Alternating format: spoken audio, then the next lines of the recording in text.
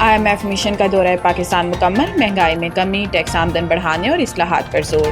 یہ دورہ 19 مئی سے شروع ہوا تھا، جس میں مالی سال 2025-26 کے بجٹ، اقتصادی اصلاحات اور پالیسی معاملات پر تفصیلی اور تعمیری مذاکرات کیے گئے۔ مشن کے اختتام پر جاری کیے گئے اعلامیے میں آئندہ دنوں میں بجٹ مذاکرات جاری رکھنے کا اعلان کیا گیا، جبکہ اگلا جائزہ اجلاس رواں سال کی دوسری شش ماہی میں ہوگا۔ اعلامیے کے مطابق پاکستانی حکام سے ہونے والی بات چیت مثبت اور تعمیری رہی۔